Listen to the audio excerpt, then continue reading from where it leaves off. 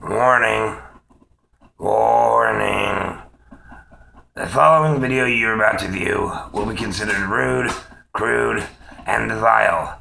Will contain harsh language of an adult nature, views and opinions nobody agrees with. Viewer discretion is highly advised. If you don't want to hear harsh language, stop watching now. If you don't want to be offended in any way, stop watching now. Continue to watch and you remain offended, it's your own fault.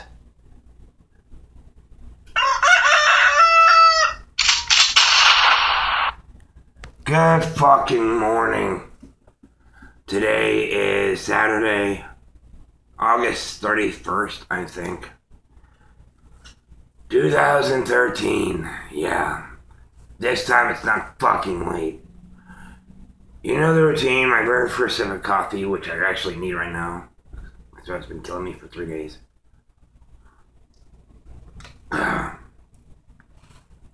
Anyways, on to the fucking news. Well, it looks like the Green Arrow, anybody who knows the DC superhero, the Green Arrow has become a reality, but not the one you're thinking. Apparently there was this guy named David Wayne Jordan who was going near a local jail in Washington State and decided to shoot an arrow into the jail. He almost actually made it too, because he was trying to get to the second story. Well, apparently wrapped around this arrow was a bag of marijuana. Yeah, dude was trying to shoot weed into a prison with an arrow. Anyways, of course he was busted, and when he got busted, they asked him what the hell he was doing, and he tried to deny it up and down. He said he was hunting squirrels. I want to know what kind of squirrels you hunt using reefer, because I've never heard of it. And it might explain why they're always so hungry for nuts, but that's really about it. I don't know. But, yeah. Anyways, next fucking story. A couple, oh, this is fucking wrong. It's funny, and it's kind of wrong, actually. Then again, I've been kind of guilty for something almost as bad. Anyways, I was a teenager then. Bite me. A couple, Emily Craig and Sean Bowden, were looking for a place to, well, they're looking for a place to fuck. Basically. It's the best terminology for it. And they couldn't find a place. Let alone, like, couldn't go to one dude's apartment and use his couch, I guess. Or whatever, no. They decided to use a shed.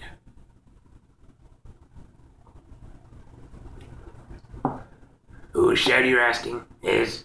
Hers? Well, this shed was actually inside of a building. That building being Home fucking Depot. Yeah, they went into a Home Depot, found one of the sheds, and started to get it on. Apparently, one of the employees saw, and this is like 8:30 in the fucking morning. They don't, like, doesn't Home Depot, like, open at 8 in the morning? So were they really that fucking horny that they had to look around and wait until that place opened and bust in? What the fuck? Anyways, so when an employee saw them walking in and not coming out, he called the cops. He thought maybe they were making a bomb or stealing or anything. From what I read in the report, he thought they were actually making a bomb. And that makes no sense if you're seeing two people going in and you know that you don't have any of the supplies needed in the shed. And they're not coming in. I seriously doubt you can carry the things you need to make a very, very powerful bomb in your pocket. Unless you got C4. But anyways, needless to say, they were arrested. The woman was just charged with lewd and lascivious acts, blah, blah, blah. And the guy was charged with the same thing except indecent exposure. My question is, if it's indecent exposure, how is it indecent exposure if they're in the shed and nobody can see them?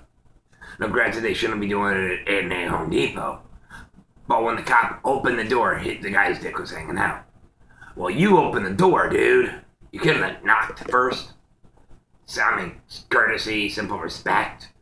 No, I know, it's a Home Depot. Anyways, yeah, I think they're taking the company's slogan a little too literal. Anyways, next fucking story. There's a man in New Zealand who is stealing steaks from a market. Now, I've heard of people, shoving it down their legs, whatever. I've heard of people, because steaks are expensive. Anyways, this guy did it while wearing a cow costume. Apparently in New Zealand, they make adult-sized onesies. Yeah, like the kinds you put on a 1-year-old. As I know I call them onesies because they're meant for a 1-year-old, and they're all one piece, which makes sense, But this guy wore a cow onesie that even had a hood. I'm like, they're making a baby of clothes for adults in New Zealand, which is very disturbing. But anyways, whatever. And he went in, and he was stealing steaks. I thought the cows wanted chicken. Like in the commercials, eat more chicken. And my question is very simple. Now, if this guy eats the steaks, is it cannibalism? And can he get mad cow disease? Yeah, never mind. Fuck it. Anyways, next fucking story. A woman whose name was withheld was violently attacked very recently. Where I don't know, but what happened was a woman had repeatedly stabbed her. Now, when the cops arrived on the scene, they asked what happened. The attacker said that the woman had fallen on some shards of glass and even started to pretend to be intoxicated. Yeah, there's a big difference between pretending to be intoxicated and knowing when the fuck you're drunk off your ass. Not something you can easily fake. Oh, that one was both piping hot and strong. I love my wife. Anyways, what really happened was the attacker was actually a man's girlfriend. She'd come home to find another woman straddling her man. What she did is she proceeded to stab her in the back with something. Whether it was not those shards of glass, I don't know. But when she came busting in the door, the boyfriend, chicken shit, jumped off the bed, I guess after she was done straddling him, and quickly rolled underneath the bed to hide.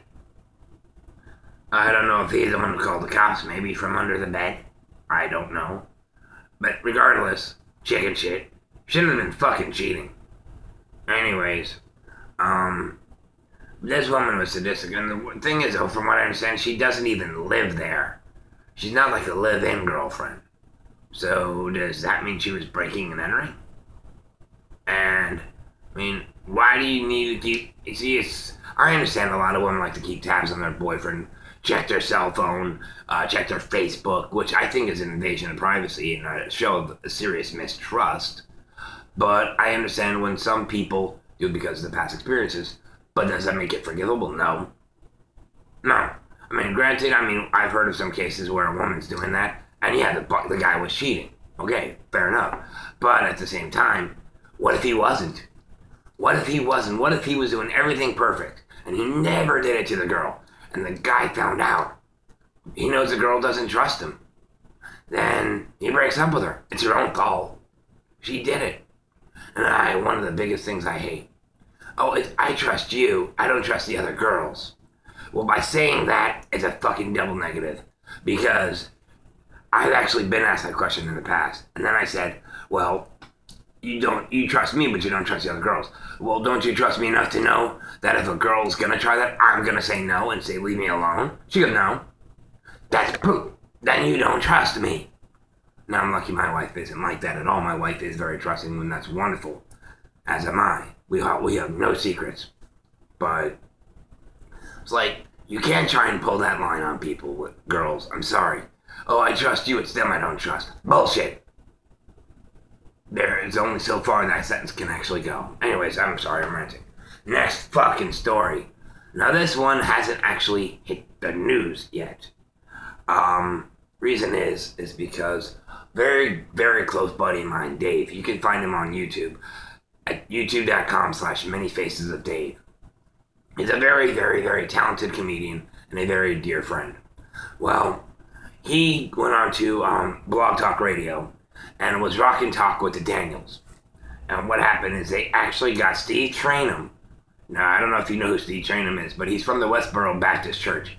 You know, those psycho fucks out there who think all gay people need to be killed, and these are those crazy religious fuckers. Anyways, what happened is Steve Trainum was a reporter, and he was actually supposed to be going out there to defunk the church. Of course, they kind of, as my buddy Dave puts it, Jedi mind tricked him. I like that terminology. And he ended up joining him and became the #1 PR guy. So what happened was, Dave got on the phone with him, and they were actually having Steve Trainum get onto the phone.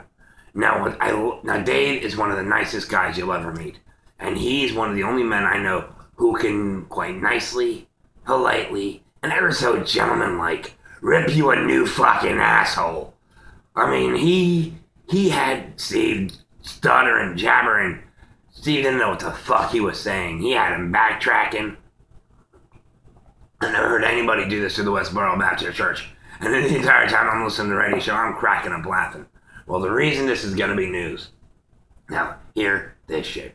We all know the Westboro Baptist Church does not forgive.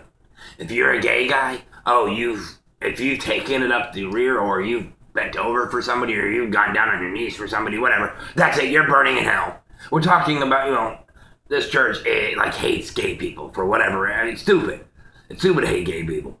But it's stupid to hate, period.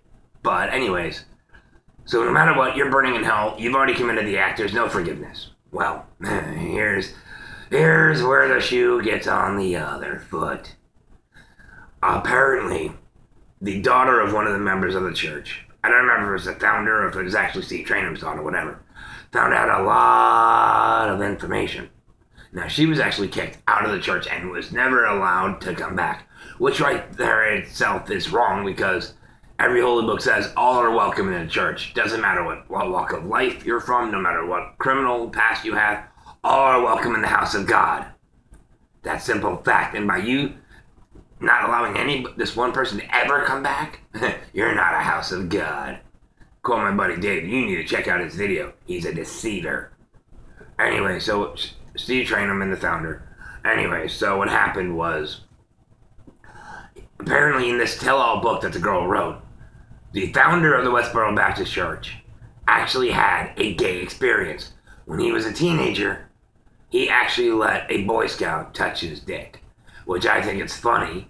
No, that's not funny, actually. What I think is funny is that not only is he possibly perverted, and he has had a gay experience, but also, and depending on how old he was in his teens, a Boy Scout is a Boy Scout. You start off as a Cub Scout, as 5, 6, whatever, you go into Boy Scouts.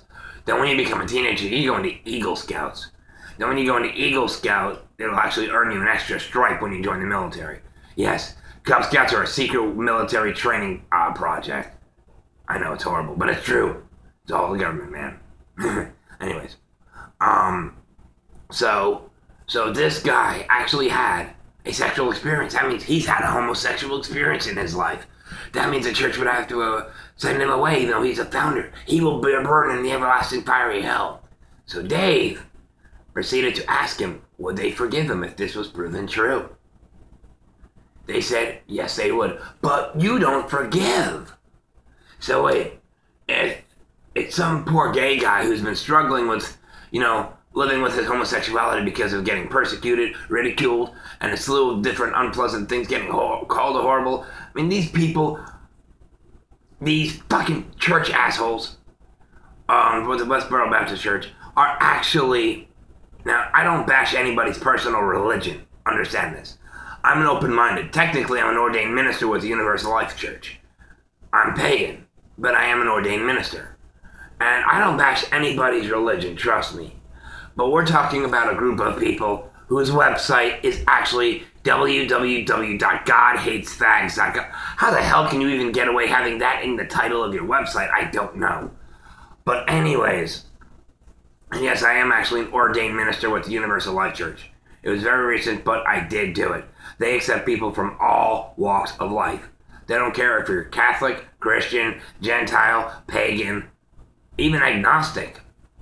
It's actually pretty cool. I looked it up and they don't mind. To quote my father, if you pray to God, Jesus, Buddha, or a hubcap, whatever gets you through your day, and if you want to pray to the almighty flying spaghetti monster, then you can become an ordained minister with this church. It's actually kind of really cool. Oh, excuse me. Anyways. But yeah, apparently it's okay. It's what's good for the goose is good for the gander, you know?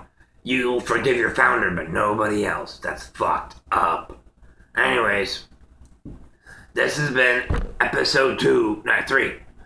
Episode 3, season 2 of Good Fucking Morning. You can call it episode 18 if you want. I'm just sticking with the episodes. Anyways, if you have any ideas for the show, any news show, drop me a message or leave a comment below. If you dislike my show, you know where that button is. And guys, if you like my show, please subscribe. I do this every week. I'm no longer even employed, but I'm still waking up at the butt crack of dawn on Saturday mornings to do this fucking show. Why? I have no fucking clue. But I'm honest about it. Anyways, I'm Justice on the internet. Later.